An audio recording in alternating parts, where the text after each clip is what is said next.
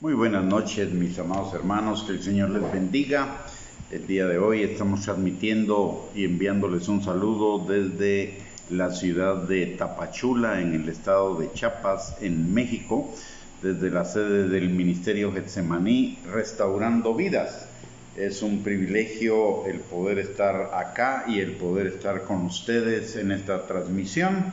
Así que después de darles este pequeño saludo, vamos a orar para iniciar nuestra enseñanza del día de hoy, que como mencionamos en el anuncio previo de la transmisión, es reconciliado. El tema es reconciliación por medio de la cruz. Vamos a orar y le voy a pedir que me acompañe si es tan amable. Padre bendito, te damos gracias, Señor, en el nombre de Jesús, en esta noche, por el privilegio que tú nos das de poder reunirnos por este medio, Señor, para escudriñar tu palabra junto con el Espíritu Santo. Gracias, Señor, porque tú eres nuestro Padre, tú tienes cuidado de nosotros en cada momento de nuestras vidas, Señor, y tú tienes control perfecto de cada una de nuestras situaciones y circunstancias, y todas las haces obrar para bien de cada uno de nosotros, para el cumplimiento de tus planes de bien y no de mal, para darnos un futuro y una esperanza. Señor, en esta hora venimos delante de ti, pidiéndote, Padre bueno y misericordioso, que tu Espíritu Santo esté con cada uno de nosotros y que con su unción rompa todo yugo de mentira, de argumento y de razonamiento falso que el enemigo haya sembrado en nuestras almas y en nuestros corazones, que todavía nos estén impidiendo el conocimiento tuyo, la obediencia a tu palabra y la vida abundante que tenemos en ti.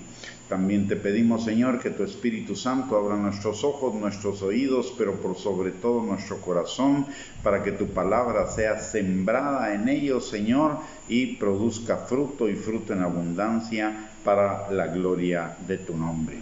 Señor, ponemos esta enseñanza delante de ti y te pedimos, Padre bueno, que tú siembres tu palabra en nuestros corazones y la selles con tu Espíritu Santo para que produzca fruto y fruto en abundancia, fruto de libertad, de restauración, fruto de santificación, fruto, Señor, de agradecimiento para contigo, en el nombre precioso de Cristo Jesús. Amén y amén. Muy bien, mis amados hermanos. Vamos a iniciar nuestro tema del día de hoy leyendo el pasaje de la palabra de Dios que está en Efesios, en el capítulo número 2, versículo del 11 al 22, que habla de la reconciliación por medio de la cruz y de ser uno en Cristo. Dice la palabra: por tanto, acordaos de que en otro tiempo vosotros los gentiles, en cuanto a la carne, erais llamados incircuncisión por la llamada circuncisión hecha con mano en la carne. En aquel tiempo estabais sin Cristo, alejados de la ciudadanía de Israel y ajenos a los pactos de la promesa, sin esperanza y sin Dios en el mundo. Pero ahora, en Cristo Jesús, vosotros que en otro tiempo estabais lejos, habéis sido hechos cercanos por la sangre de Cristo, porque Él es nuestra paz, que de ambos pueblos hizo uno, derribando la pared intermedia de separación, aboliendo en su carne las enemistades, la ley de los mandamientos expresados en ordenanzas, para crear en sí mismo de los dos un solo y nuevo hombre, haciendo la paz. Y mediante la cruz reconciliar con Dios a ambos en un solo cuerpo, matando en ellas las enemistades, y vino y anunció las buenas nuevas de paz a vosotros que estabais lejos y a los que estaban cerca, porque en medio de los unos y los otros tenemos entrada por un mismo espíritu al Padre.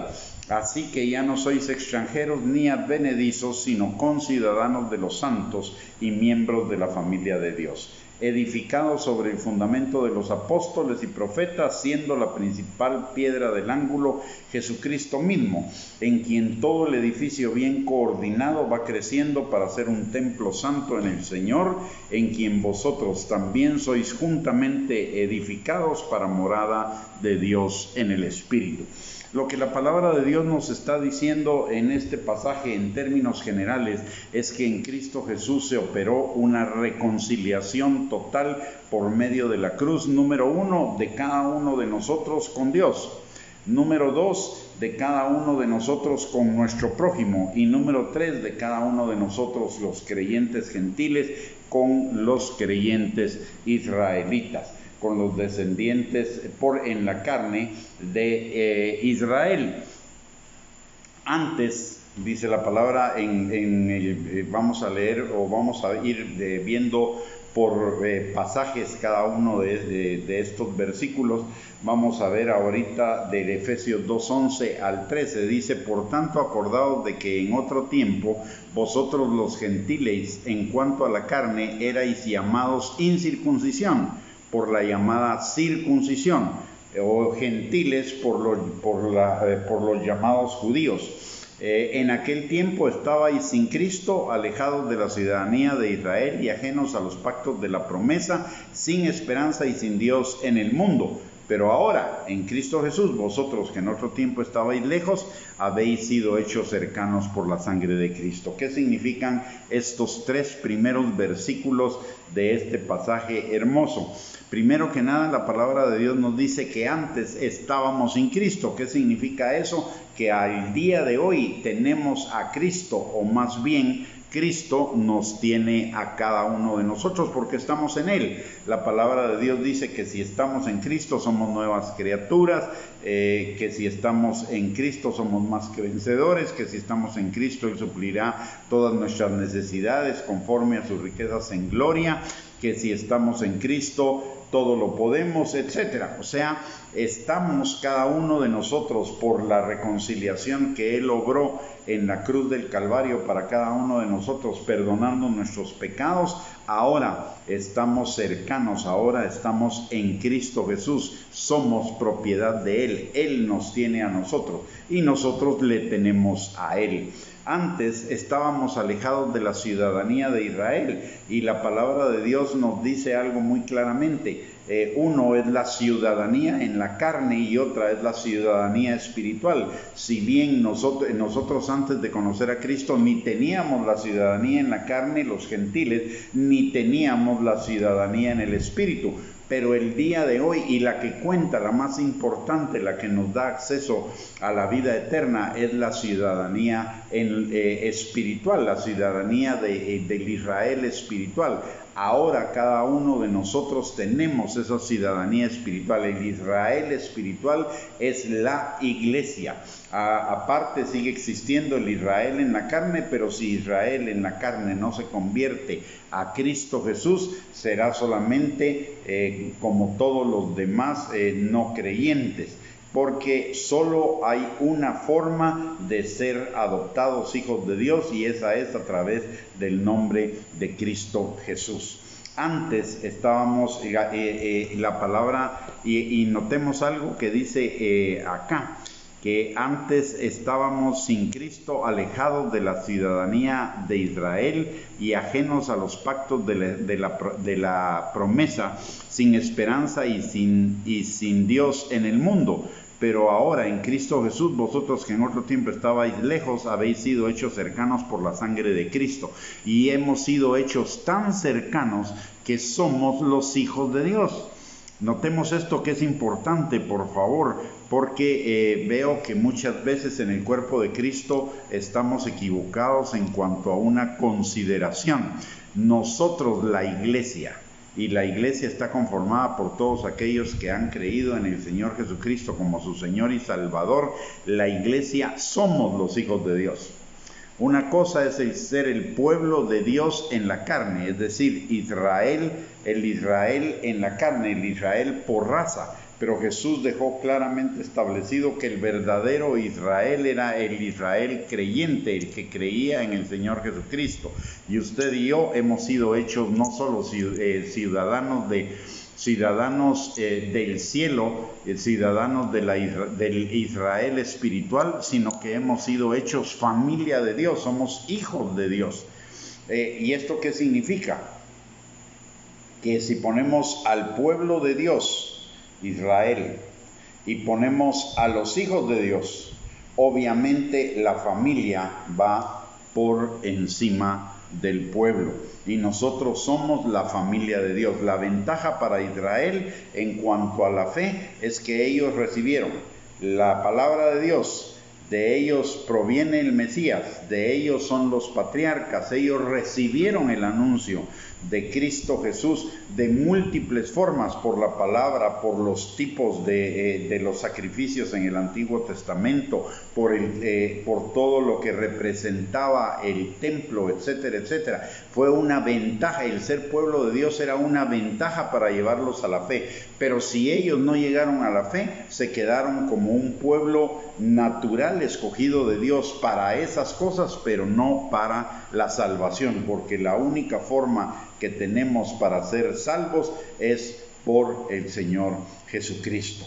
Entonces necesitamos tener muy claro, por supuesto necesitamos orar por Israel, necesitamos tenerlo en alta estima, porque el hecho de que ellos no hayan recibido al Señor Jesucristo abrió las puertas para que nosotros los gentiles pudiéramos ser salvos. Pero y su restauración también será de bendición, si es que ellos llegan a creer en Cristo Jesús, también será de bendición para todos nosotros. Pero si ellos no creen, ellos, igual que todos los demás pecadores, van a ser sujetos del juicio de Dios que está por venir sobre el mundo en la tribulación y en la gran tribulación. La palabra de Dios nos dice en cuanto a qué tan cerca estamos de Dios, aunque usted y yo a veces no lo sintamos ni lo percibamos, pero estamos cerquísima de Dios, cerquísima del corazón de Dios, aunque a veces podamos pensar que Él está en silencio, que Él no está cerca de nosotros. Recordemos qué tan cerca estamos, porque la palabra de Dios dice: no te dejaré ni te desampararé, número 1. Número 2, la palabra de Dios dice en Romanos capítulo 8, versículo 15 al 16, que fuimos hechos hijos de Dios por adopción. Él nos adoptó, somos su familia, somos sus hijos. Y número 3, la palabra de Dios nos enseña que estamos sentados en Cristo Jesús en los lugares celestiales. ¿Y dónde está Cristo Jesús? Cristo Jesús está a la derecha del Padre. Por lo tanto, nosotros estamos con Cristo Jesús sentado en esos lugares celestiales a la derecha del Padre. Y todo ello por la sangre de Cristo. Eso es lo que nos dice este pasaje, que fuimos hechos cercanos por la sangre de Cristo. En este tema de la sangre de Cristo me quiero detener un momento, porque en algunos sectores de la cristiandad hay una equivocación respecto a la sangre de Cristo. Primero que nada, lo que la palabra de Dios nos dice del uso de la sangre de Cristo, o para lo que sirve la sangre de Cristo, es primeramente en Colosenses 1:14, dice la palabra: en quien tenemos redención por su sangre, el perdón de pecados. La sangre es el precio de nuestra redención, y la redención, lo hemos tocado en algunas otras enseñanzas, significa que fuimos comprados en el mercado de esclavos del diablo y trasladados de la potestad de las tinieblas al reino de su amado Hijo. Es decir, fuimos comprados por un precio valiosísimo, que es la sangre de Cristo. Número 1. Número 2, en Hebreos capítulo 9, versículo 14, dice la palabra: cuanto más la sangre de Cristo, el cual mediante el Espíritu eterno se ofreció a sí mismo sin mancha a Dios, limpiará vuestras conciencias de obras muertas para que sirváis al Dios vivo. Aquí hay dos funciones o dos usos de la palabra de Dios. 1, limpiará nuestras conciencias de obras muertas, es decir, de pecados. Y número 2, para que sirvamos al Señor, para que sirvamos al Dios vivo. Luego en Hebreos 9:22 nos habla de la sangre y dice: y casi todo es purificado según la ley con sangre, y sin derramamiento de sangre no se hace remisión. Es decir, que aquí nos purifica y hace remisión de nuestros pecados, y al hacer remisión de nuestros pecados quiere decir que los quita de sobre nosotros. Y la palabra de Dios dice claramente que que Él perdonará nuestros pecados, los alejará de nosotros tanto como está lejos el oriente del occidente, y que además los ocultará en el fondo del mar y nunca más se acordará de ellos. Remisión significa nunca más acordarse de nuestros pecados. El Señor, una vez venimos a Él y pedimos perdón por nuestros pecados pasados, presentes y futuros, el Señor no olvida nuestros pecados, los aleja de nosotros y los entierra en el fondo del mar. Y en Primera de Pedro, capítulo 1, versículo 18 al 21, nos encontramos otro uso de la palabra de la sangre de Cristo. Dice: sabiendo que fuisteis rescatados de vuestra vana manera de vivir, la cual recibisteis de vuestros padres, no con cosas corruptibles como oro o plata, sino con la sangre preciosa de Cristo, como de un cordero sin mancha y sin contaminación, ya destinado desde antes de la fundación del mundo, pero manifestado en los tiempos postreros por amor de vosotros, y mediante el cual creéis en Dios, quien le resucitó de los muertos y le ha dado gloria, para que vuestra fe y esperanza sea en Dios. Acá primero quiero que notemos algo, y dice: con la sangre preciosa de Cristo.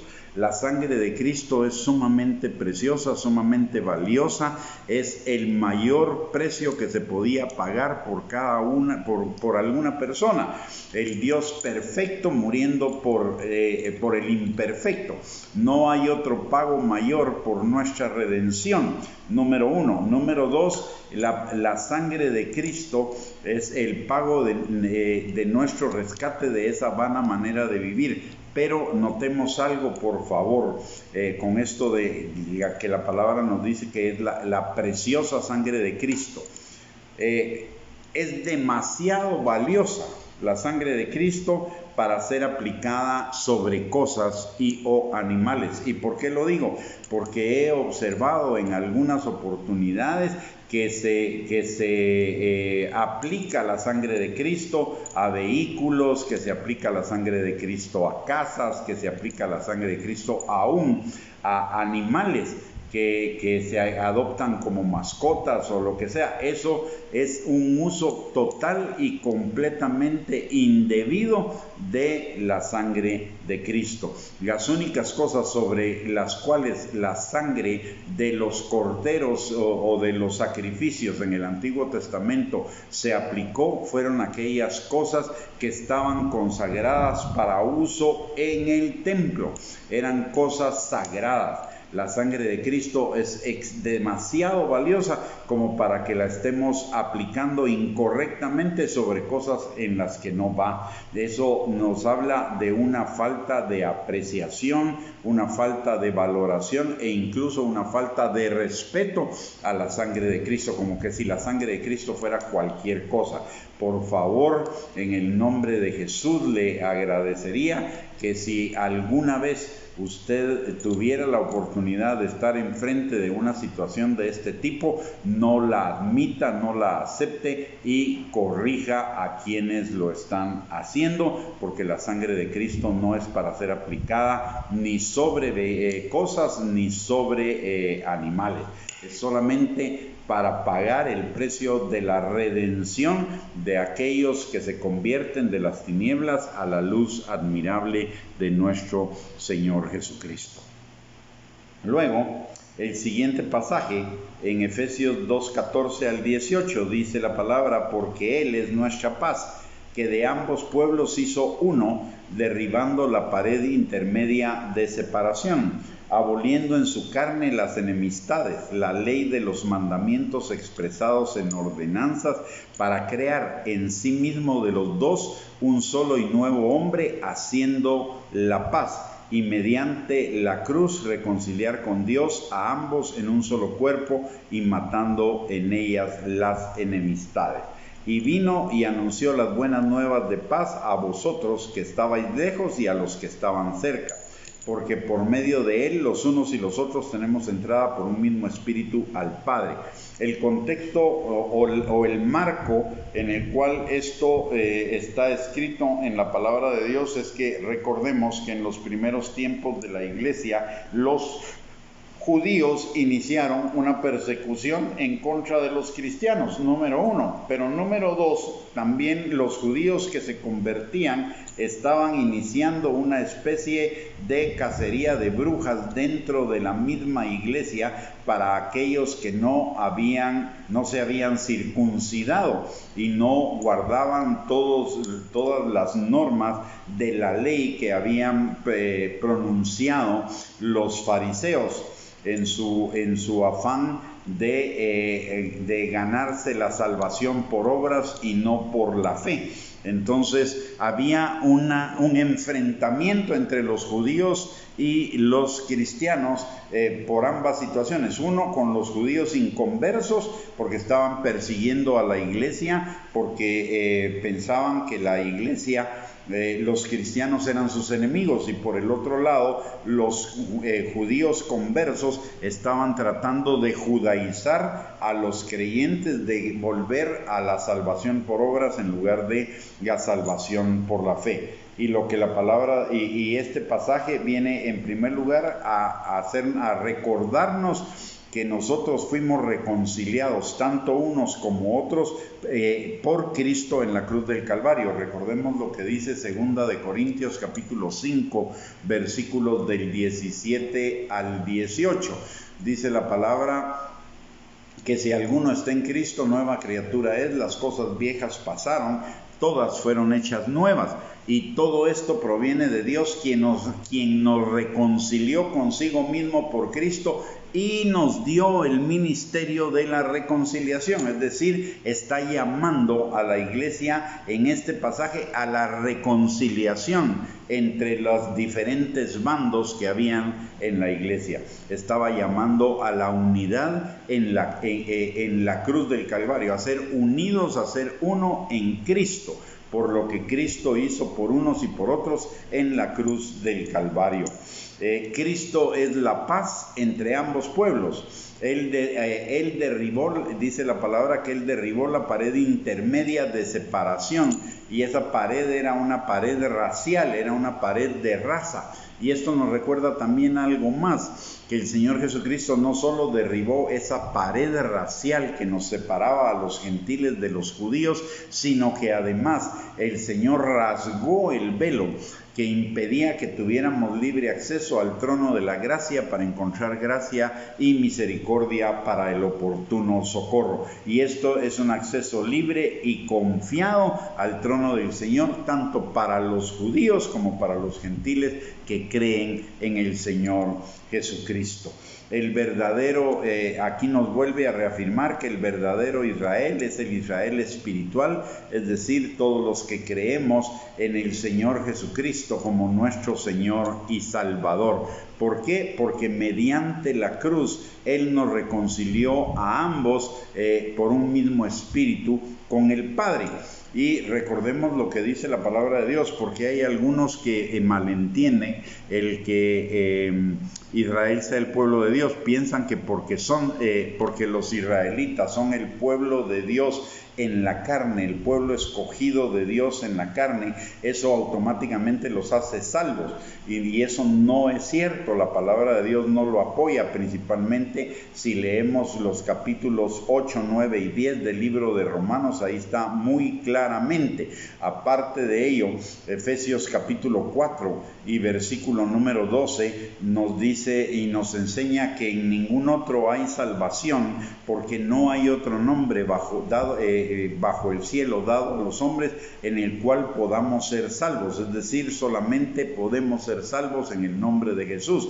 Por eso Juan capítulo 1 versículo 12 dice: a los que creyeron en su nombre les dio potestad de ser hechos hijos de Dios. Y creer en su nombre significa creer en quién es Él, en quién es Jesús, el Hijo de Dios, el Mesías, el que fue crucificado y resucitó al tercer día, el que se encarnó, la palabra de Dios encarnada en María, y que se hizo hombre, se despojó de toda su gloria como Dios y se hizo hombre, y como hombre se hizo siervo para venir a morir por cada uno de nosotros por nuestros pecados.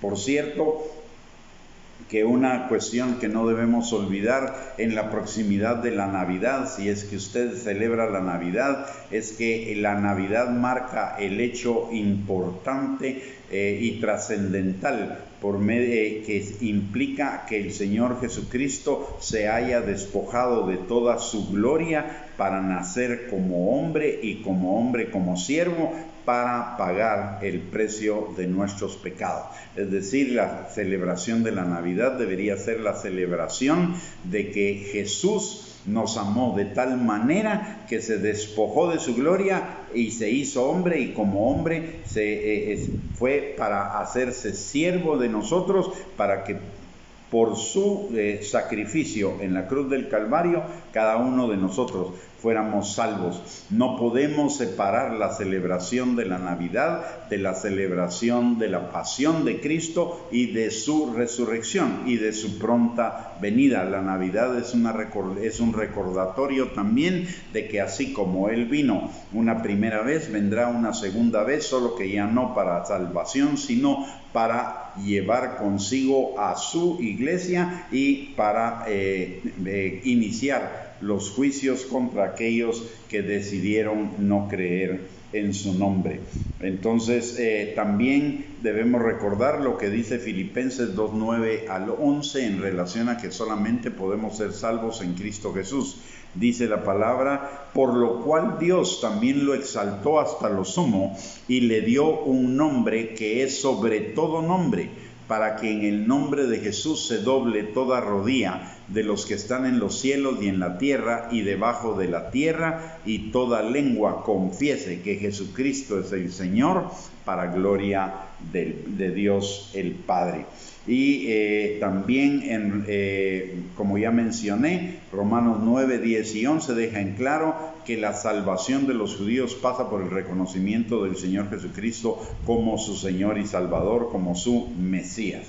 Luego, en Efesios capítulo número 2 y versículo 19 al 22, que es con los que termina este pasaje, dice la palabra: así que ya no sois extranjeros, ni advenedizos, sino conciudadanos de los santos y miembros de la familia de Dios, edificados sobre el fundamento de los apóstoles y profetas, siendo la principal piedra del ángulo Jesucristo mismo, en quien todo el edificio bien coordinado va creciendo para ser templo santo en el Señor, en quien vosotros también sois juntamente edificados para morada de Dios en el Espíritu.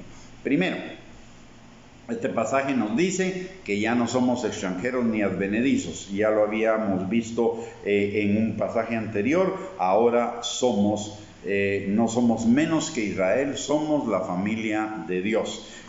Por cierto, la palabra del Señor nos dice que oremos por Jerusalén y por Israel para que sean salvos. Así como oramos por la gente que no cree en el Señor Jesucristo, necesitamos orar por la gente de Jerusalén y por todos los judíos, para que se conviertan al Señor Jesucristo y amarlos por la bendición que ellos, por el canal que ellos fueron, de que por ellos, como ya mencioné, vino la palabra de Dios, los patriarcas y el Mesías, y que su no aceptación de Jesús abrió las puertas para que nosotros fuéramos recibidos como hijos de Dios.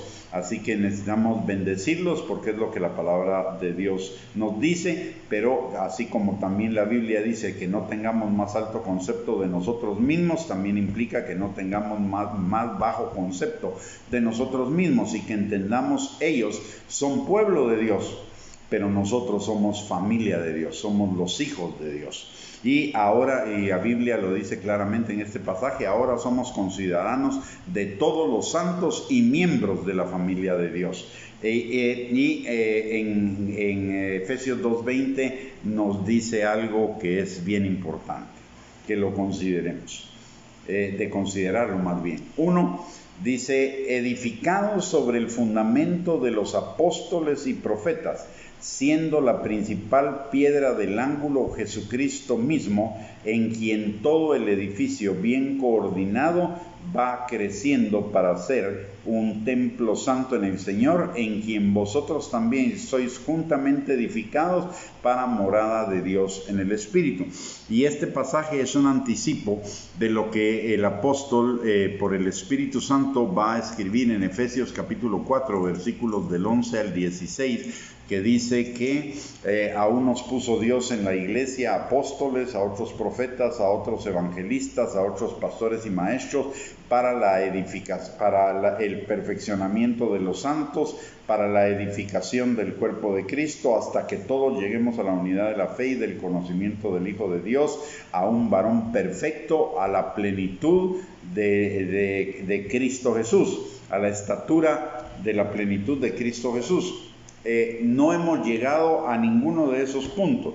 No hemos llegado a la unidad de la fe, no hemos llegado a la unidad del conocimiento del Hijo de Dios, no hemos llegado a un varón perfecto, a la estatura de la plenitud de Cristo. Por lo tanto, siguen siendo necesarios los 5 ministerios: apóstol, profeta, evangelista, pastor y maestro. Número 1. Número 2. Debemos entender claramente que en la palabra de Dios hay 3 tipos diferentes de apóstoles y 2 tipos diferentes de profetas. Primero está el apóstol de nuestra fe, el apóstol del Padre, que es nuestro Señor Jesucristo, y esto nos lo enseña el libro de Hebreos. Luego están y el Señor Jesucristo es el que puso el fundamento de nuestra fe. Él es el fundamento de nuestra fe. Lo que Él hizo en la cruz del Calvario, entregándose por cada uno de nosotros para el perdón de pecados, para que tuviéramos vida eterna, para que fuéramos redimidos, justificados, para que nuestros pecados fueran expiados, etcétera. Todo eso es el fundamento de nuestra fe, y ese lo pone el Señor Jesucristo, el apóstol de nuestra fe. Luego están los apóstoles del Cordero, o sea, los apóstoles de Jesús. Notemos, Jesús es el apóstol del Padre, porque es el enviado del Padre. Luego los discípulos son los enviados de Jesús. Y estos son los apóstoles del Cordero. ¿Y cuál es la función de los apóstoles del Cordero? ¿O cuál fue la función de los apóstoles del Cordero? Fue dejar claramente establecida en la palabra de Dios, es decir, escribir los fundamentos de la sana doctrina, es decir, guardar los fundamentos de Cristo y desarrollar las doctrinas derivadas de ese fundamento, que es Cristo Jesús. Y finalmente están los apóstoles del día de hoy, que son los apóstoles del Espíritu. Y la función de los apóstoles del Espíritu no es crear nuevas doctrinas, no es tener nuevas revelaciones, es guardar la sana doctrina de los apóstoles del Cordero, es decir, ser guardianes y garantes de que la iglesia va a caminar en la sana doctrina establecida en la palabra de Dios, y no va a haber nuevas revelaciones ni nuevas enseñanzas que no estén claramente establecidas en la palabra de Dios y que no hayan sido manifestadas por los apóstoles. Y hoy tenemos un montón de doctrinas que no tienen un completo fundamento bíblico, producto de una mala interpretación o entendimiento de lo que son los apóstoles del Nuevo Testamento, y algunos de ellos han pronunciado enseñanzas o doctrinas que no tienen una total base bíblica, y estos son los que se dicen apóstoles, pero realmente no lo son, porque el verdadero apóstol es uno que va a ser un defensor acérrimo de la doctrina establecida en la palabra de Dios, y nada más. No va a agregar, no va a quitar, sino que va a defender la sana doctrina. Es un defensor de la sana doctrina. Esa es la característica de los apóstoles de la iglesia, los apóstoles del Nuevo Testamento, de los cuales Pablo fue el primero, pero no solo Pablo, sino que la Biblia menciona, por ejemplo, a Jacobo, el hermano de Jesús, llamado también Santiago, menciona a Timoteo, menciona de los que me acuerdo en este momento, Apolos también, como apóstoles del Nuevo Testamento, apóstoles de la iglesia, apóstoles del Espíritu Santo. Recordemos que a Pablo es el Espíritu Santo el que lo apartó para el ministerio, al cual él fue llamado para el apostolado, y esto lo dice el libro de Hechos en el capítulo número 13, lo podemos leer, que habían maestros y profetas en Antioquía, y el Espíritu Santo apartó a Pablo y a Bernabé para el ministerio. Es decir, Pablo era un apóstol, no es un apóstol del Cordero, Pablo es un apóstol del Espíritu Santo, que él fue un instrumento para desarrollar la doctrina de los, para ayudar a aclarar la doctrina de los apóstoles. Es cierto, recordemos que cuando Pablo se presenta delante de los apóstoles, él comparte con ellos lo que el Señor le había revelado, y dice claramente en la palabra que ninguno le discutió nada, que todos lo aprobaron, y que le dieron la mano en señal de compañerismo, y solo le dijeron que no se olvidara de los pobres y de las viudas. Así que Pablo ayudó a la tarea de los apóstoles del Cordero, desarrollando las doctrinas que estos habían establecido originalmente. Entonces hay tres clases de apóstoles, y eso lo debemos tener claro: el apóstol del Padre Jesucristo, los apóstoles de Jesús, que son los discípulos, los 12 del Cordero, y los apóstoles del Espíritu Santo, que son los guardianes de la sana doctrina el día de hoy. Asimismo, también es necesario hasta el día de hoy, porque no hemos llegado a esa meta que establece la palabra de Dios para que desaparezcan los ministerios, y no vamos a llegar a esa meta hasta que la iglesia sea arrebatada. Entonces también existen los profetas el día de hoy. Ahora hay dos tipos de profetas: los profetas de Dios, que son aquellos que son llamados por Dios como los mecánicos para reparar las deficiencias que puedan haber en el cuerpo de Cristo. Es decir, y su función y su mensaje sigue siendo el mismo que el mensaje de Juan el Bautista y el mensaje de Jesús: arrepiéntanse porque el reino de los cielos se ha acercado.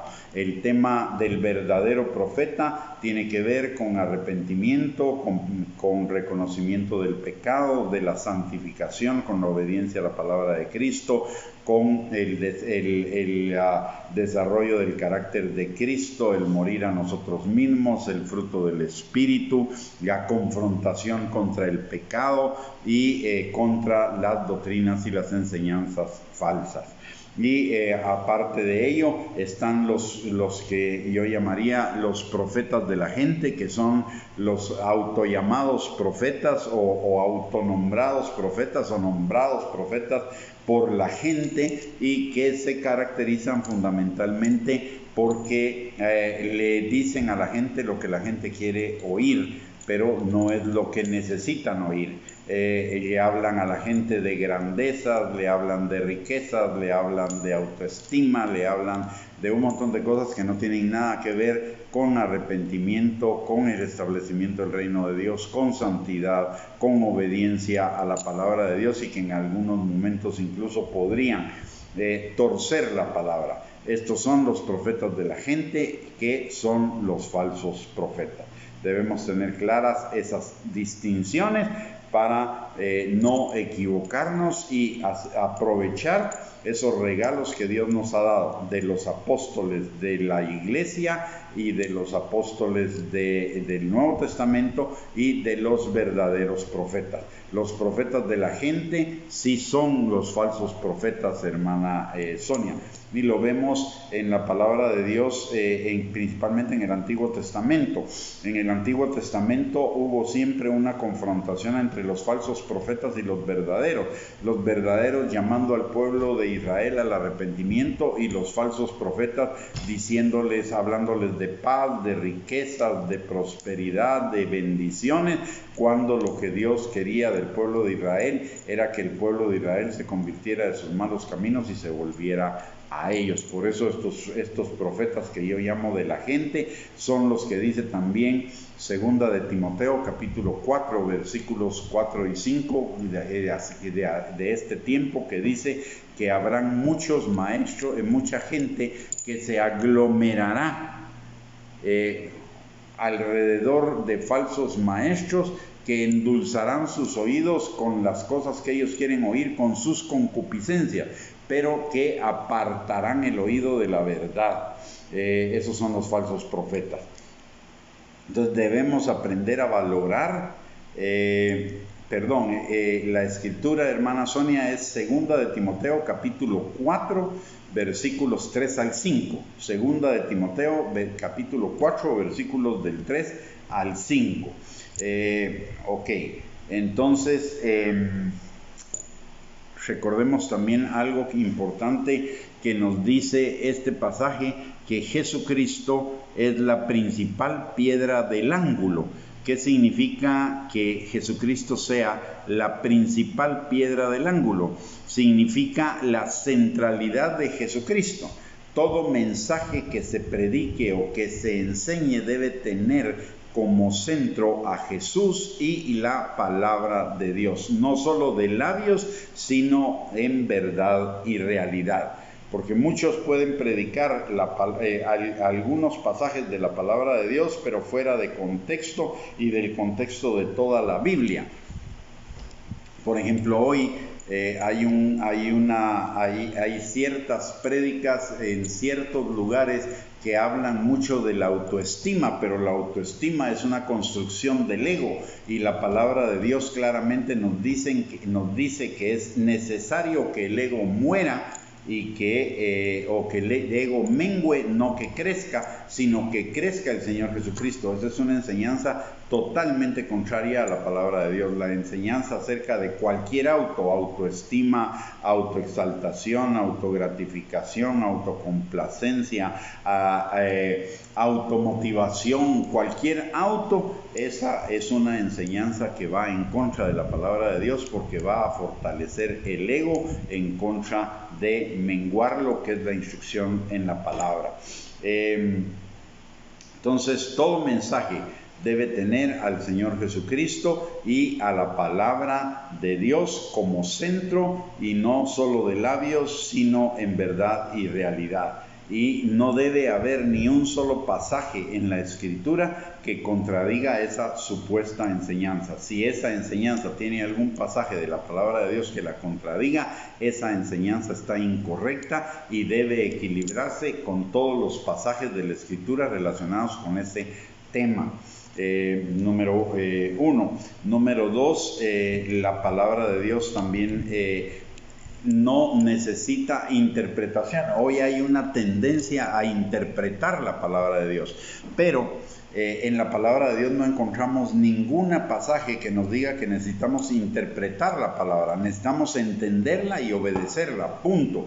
No necesitamos ninguna interpretación. La palabra de Dios es suficientemente clara, y si algo no está claro en un pasaje, hay otro pasaje en la palabra de Dios que termina de aclararnos ese pasaje. Por ejemplo, en el Apocalipsis hay un montón de símbolos, pero todos esos símbolos están claramente explicados en el Antiguo Testamento. Lo que el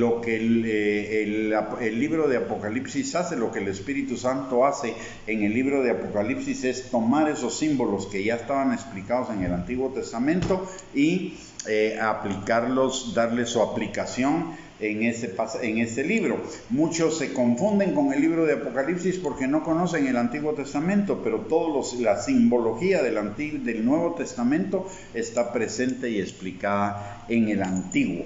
Así que no hay necesidad de interpretación, solo hay necesidad de entendimiento y de obediencia a la palabra de Dios. En segundo lugar, otro punto muy importante que necesitamos ver en este pasaje y entenderlo es que el crecimiento de la iglesia no es el resultado de una acción humana, no es el resultado de técnicas de mercadeo, de publicidad, de autopromoción ministerial o autopromoción denominacional. El crecimiento verdadero, genuino de la iglesia lo da el Señor Jesucristo. Lo dice claramente: edificado sobre el fundamento de los apóstoles y profetas, siendo la principal piedra del ángulo Jesucristo mismo, en quien todo el edificio bien coordinado va creciendo para ser un templo santo en el Señor. Hay un pasaje en la Escritura, en el libro de Corintios, cuando Pablo por el Espíritu Santo escribe: yo sembré, Apolos regó y otro cosechó, pero el crecimiento lo da el Señor. Y también lo encontramos en el libro de Hechos, en el capítulo 2, versículos entre el 40 y el 45, que dice claramente que el Señor añadía a la iglesia a todos los que habrían de ser salvos. Es decir, el crecimiento no lo da ninguna técnica mercadológica.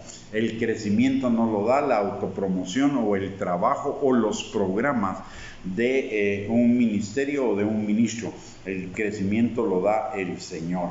El verdadero, auténtico y genuino crecimiento de la iglesia lo da el Señor. Y es un crecimiento en dos dimensiones. Un crecimiento en lo numérico, pero también un crecimiento en el discipulado, porque no somos llamados a tener grandes masas de gente si no son discípulos. Nuestro verdadero llamado, dice la palabra de Dios en Mateo capítulo 28, versículo 18 al 20, dice claramente: id y haced discípulos a todas las naciones, bautizándolos en el nombre del Padre, del Hijo y del Espíritu Santo, y enseñándoles a guardar todo lo que les he mandado. No dice solamente que sean salvos, dice a enseñarles a guardar todo lo que les he mandado. Y recordemos también en la palabra de Dios que segunda de Timoteo capítulo 2 versículo 2 dice: lo que has oído de mí ante muchos testigos, eso también enseña a hombres fieles que sean idóneos para enseñar también a otros. Jesús quiere discípulos, no solamente quiere salvos.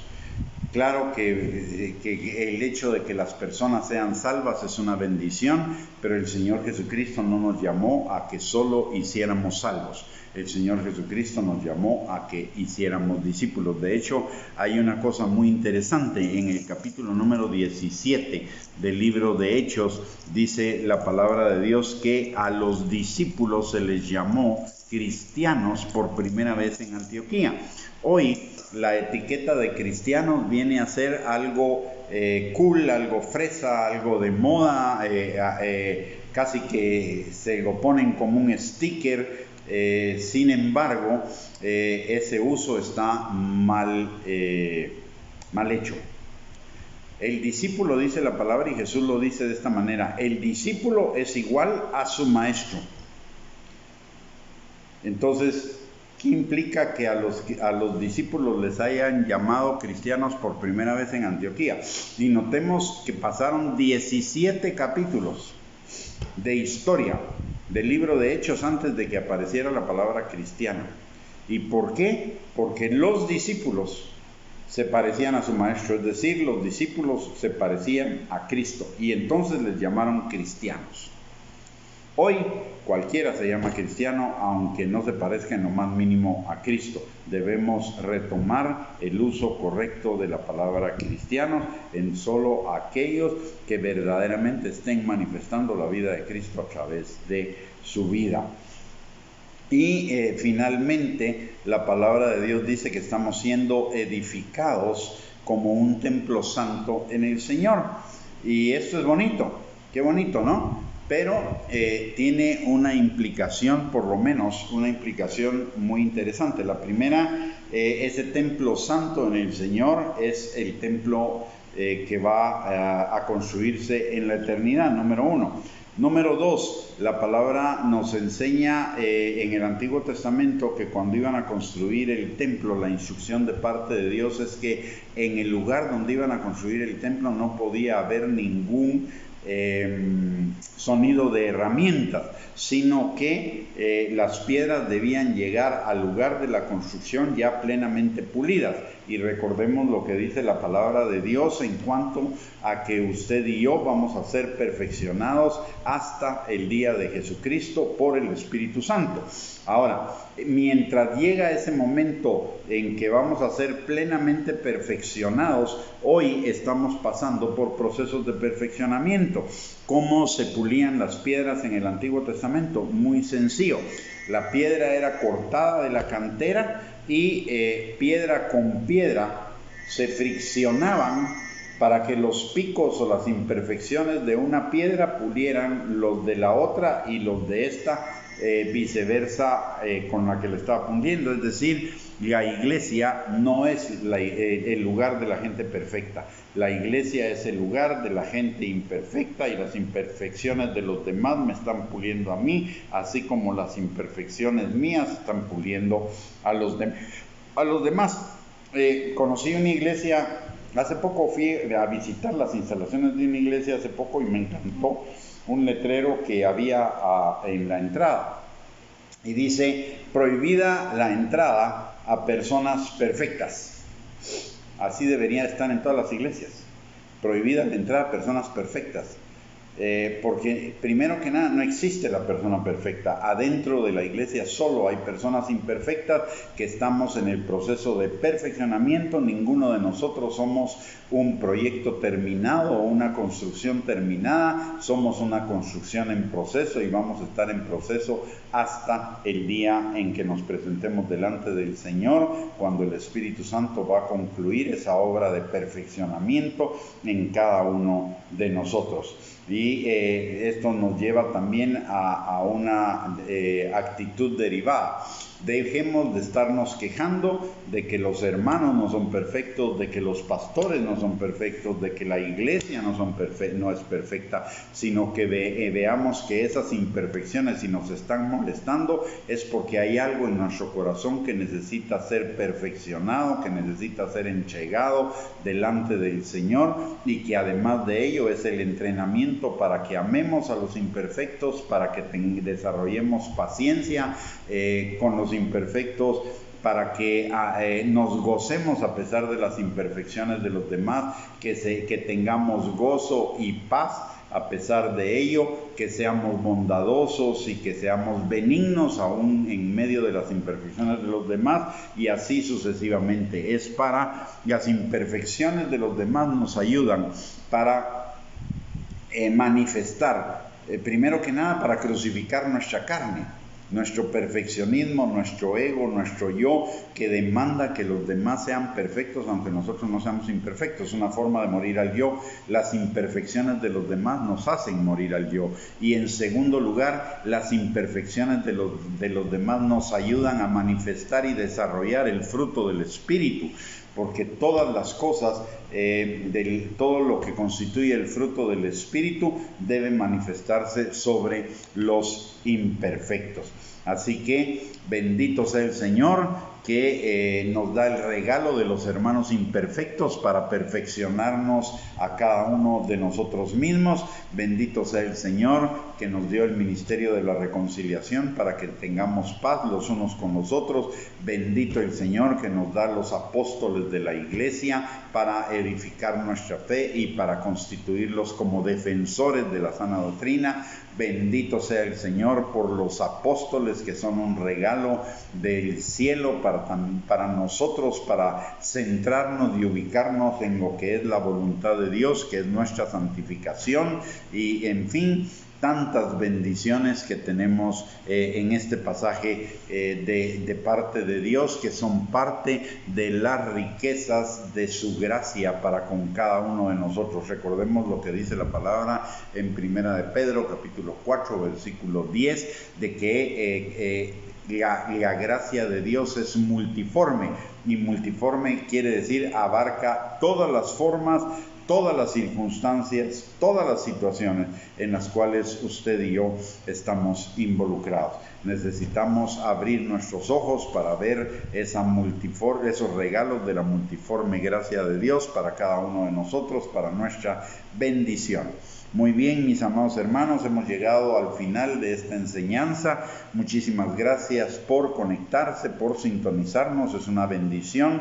Les recuerdo que tenemos a su disposición varios recursos para seguir edificando su fe. Uno son estas enseñanzas todos los lunes, miércoles y viernes a las 8 de la noche o en algún horario diferente que anunciamos previamente, como el día de hoy.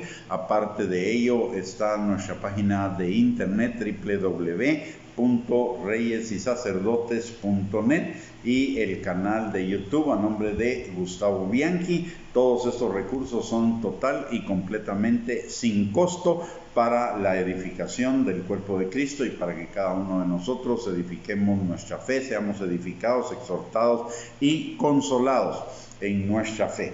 Muy bien, vamos a terminar esta enseñanza orando los unos por los otros. Le voy a pedir que me acompañen. Padre bendito, te damos gracias, Señor, en el nombre de Jesús por estos multiformes regalos de tu gracia que hemos aprendido el día de hoy, Señor.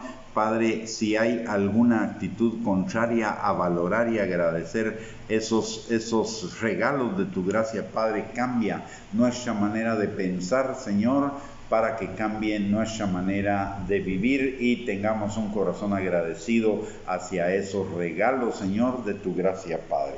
Señor, en el nombre de Jesús te damos gracias también por esa reconciliación tan amplia, tan completa, tan total, Señor, que tú obraste en la cruz del Calvario por cada uno de nosotros, para que nosotros fuéramos hechos cercanos al Padre, tan cercanos que hoy somos sus hijos, Señor, e hijos amados en quien Él tiene su complacencia, Padre, y a los que no deja ni desampara, Señor, y de quienes siempre está pendiente para que todas las cosas que suceden en nuestras vidas obren para bien nuestro Padre. Señor, en esta hora venimos delante de ti aprovechando ese acceso libre y confiado que tenemos al trono de tu gracia para encontrar gracia y misericordia para el oportuno socorro, no solo para nosotros, sino también para los nuestros, Padre. Te pedimos, Señor, que tu Espíritu Santo, que permanece sobre cada uno de nosotros, esté también sobre los nuestros, Señor, sanando al que esté enfermo, restaurando al que está quebrantado, liberando al que está cautivo de ataduras, mentiras, argumentos y razonamientos falsos que les esté impidiendo acercarse a ti, obedecer tu palabra y vivir vidas abundantes, Señor. Padre, especialmente ponemos delante de ti a aquellos que todavía no te conocen para que tu Espíritu Santo, Señor, los atraiga a ti con lazos de amor, Señor, y se vuelvan de sus malos caminos y de su mala manera de vivir y sean hechos hijos tuyos, Señor.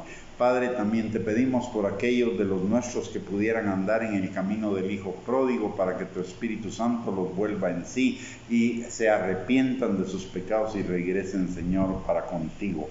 Y a los que se estén debilitando en la fe o se hayan enfriado en su amor, que tu Espíritu Santo avive el fuego de esos dones en sus corazones, de tal manera que ellos sean afirmados, perfeccionados y establecidos en ti, Señor, en este tiempo, en este día malo, para resistir todas las artimañas, Señor, del diablo. Te lo pedimos, Señor, en el nombre precioso de Cristo Jesús. Amén y amén.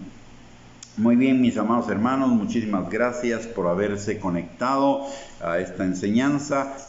Primeramente Dios, si el Señor lo permite, el próximo viernes nos volveremos a encontrar por este medio para compartir otra enseñanza de la palabra de Dios a las 8 de la noche el próximo viernes.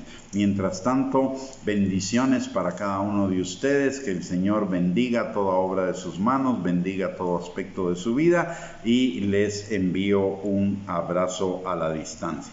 Bendiciones, que el Señor les guarde.